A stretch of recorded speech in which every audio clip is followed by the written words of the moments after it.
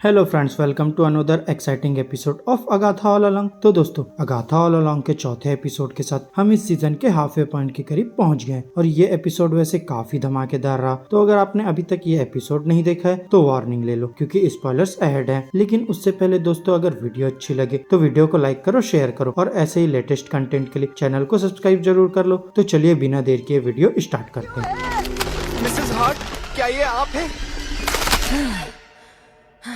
Episode की शुरुआत में ही हम डिस्कवर करते हैं कि मिसेस हार्ट अब मर चुकी है और जो पिछले एपिसोड का शॉकिंग एंडिंग था वो कोई फेक आउट नहीं था। कोवन अपने मर चुके कॉमरेड के लिए एक कब्र खोदने लगता है और ब्लेम गेम शुरू होती है। सब एक दूसरे को दोष देने लगते हैं जब टीन सबको शटअप करते हुए कहता है कि असली गलती ये थी कि ग्रुप ने एक दूसरे का ध्यान नहीं रखा। इसके बाद अगाथा सजेस्ट करती है कि एक बैकअप ग्रीनविच को बुलाया जाए और वो टीन की स्पेल बुक का यूज करके एक नए ग्रीनविच को समन करते हैं। अब जब अगाथा स्पेल चलाती है तो उससे रियो आ जाती है, यानी ऑब्रे प्लाजा वापस आ गई है और हमारे लिए ये काफी मजेदार सरप्राइज था। पर अगाथा इतनी खुश नहीं थी। कोवन अब रियो के साथ रोड पर आगे बढ़ने लगता है जब एक कैबिन दिखाई देता है जो जंगल के बीच में होता है। एलिस का कहना होता है कि उन्हें कैबिन के अंदर नहीं जाना चाहिए, लेकिन रोड कहता है कि यही उनकी जर्नी का नेक्स्ट स्टेप है। और अब जैसे ही ग्रुप कैबिन के अंदर जाता है उनका लुक 70s के रेट्रो स्टाइल में बदल जाता है। अब यहाँ एक और मिस्ट्री खुलने लगती है। अगाथा और रियो के बीच एक कॉम्प्लिकेटेड पास्ट था, शायद कुछ रोमांटिक वाइब्स थी। अगाथा रियो को एक साउंड बूथ में लेकर जाती है जहाँ रियो विचेस के बारे में बोलती है कि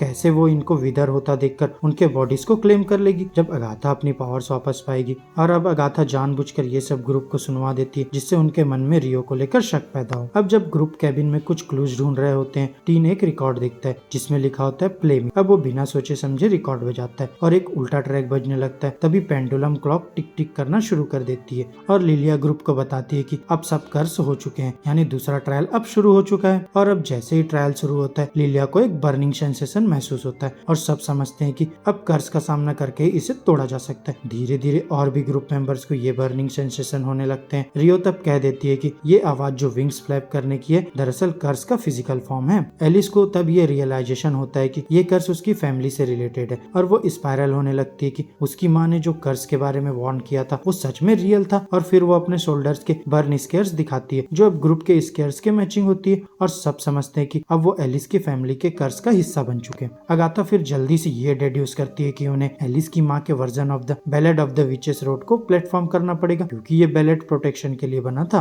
और लॉर्ना ने इसे पॉपुलर इसलिए बनाया था ताकि वो एलिस को प्रोटेक्ट कर सके। और फिर सब मिलकर बैलेड परफॉर्म करते हैं और एक नया रॉकिंग रेंडिशन सुनने को मिलता है जो शो का आइकॉनिक ट्यून बन गया है। और फिर जैसे ही वो गाना गाते हैं रूम के आसपास फ्लेम से भड़क उठती है। पहले ट्रायल में पानी था और इस बार आग का ट्रायल है। गाने के बीच में एलिस को एक डेमोनिक विंग्ड क्रिएचर दिखाई देता है जो कर्स का फिजिकल एम्बॉडीमेंट होता है। और फिर जैसे ही वो गाना खत्म करते हैं क्रिएचर एलिस के कंधों पर आके लटक जाता है और फिर आग में जलकर खत्म हो जाता है, यानी उन्होंने ट्रायल पास कर लिया। अब एपिसोड के एंड में एक और ट्विस्ट आता है जब टीन रूम के पियानो के अंदर से निकलने वाले रास्ते के पास बेहोश हो जाता है। उसके अंदर से एक ग्लास का टुकड़ा निकलता है। जब साउंड बूथ का विंडो ब्रेक होता है ग्रुप जल्दी से रोड पर लौटता है और अगाथा टेंशन में आ जाती है जो मिसेस हार्ट की मौत पर इतनी अफेक्टेड नहीं थी। यहाँ तक कि वो जैन को हीलिंग स्पेल चलाने के लिए कहती है और फिर वो अपने मैजिक से टीन को बचा लेती है। लेकिन फ्रेंड्स, यहाँ के इस इंटेंस मोमेंट को देखकर लगता है कि शायद ये टीन अगाथा का ही बेटा तो नहीं। और अब जब टीन होश में आता है तो वो अगाथा से पूछता है कि क्या उसने उस पर सिजिल लगाई थी, तो अगाथा कहती है कि नहीं। पर फिर वो रियलाइज करती है कि सिजिल विच को भी अफेक्ट करती है जो उससे कास्ट करती है। अगाथा बताती है कि सिजिल्स उस वक्त डिस्ट्रॉय होते हैं जब उनकी जरूरत नहीं होती। फिर टीन पूछता है तुम्हारे बेटे का क्या हुआ। ये सुनकर अगाथा चुप हो जाती है और चली जाती है। अब एपिसोड के एंड में एक और इमोशनल मोमेंट आता है जब विचेस अपने बैटल्स स्केयर दिखाते हैं। रियो अपना एक पुराना स्केयर्स दिखाती है और कहती है कि एक वक्त था जब उसने किसी से प्यार किया था और उससे कुछ ऐसा करना पड़ा जिसने उसे चोट पहुंचाया। यहाँ से ये क्लियर होता है कि ये कोई और नहीं अगाथा ही थी। रियो के बातों से अगाथा भाग जाती है लेकिन फिर रियो उसे रोककर हक कर लेती है और फिर रियोन कर देती है जब कहती है अगाथा वो लड़का तुम्हारा नहीं है। और फिर ये सुनकर अगाथा पीछे हट जाती है और एपिसोड वहीं खत्म होता है। तो अब हम ये थ्योरी रूल आउट कर सकते हैं कि टीन अगाथा का लॉस्ट सन है, लेकिन अब भी ये मिस्ट्री है कि टीन कौन है और आगे के एपिसोड्स में ये रिश्ता कैसे अनफोल्ड होता है ये देखना काफी इंटरेस्टिंग होगा। तो दोस्तों, अभी के लिए बस इतना ही। अगर वीडियो अच्छी लगी हो तो वीडियो को लाइक करो, चैनल को सब्सक्राइब करो और बेल आइकन भी प्रेस कर लो। अब मैं मिलूंगा आपसे नेक्स्ट वीडियो में, तब तक के लिए बाय बाय दोस्तों। मैं एक हरी डाइन नहीं, मैं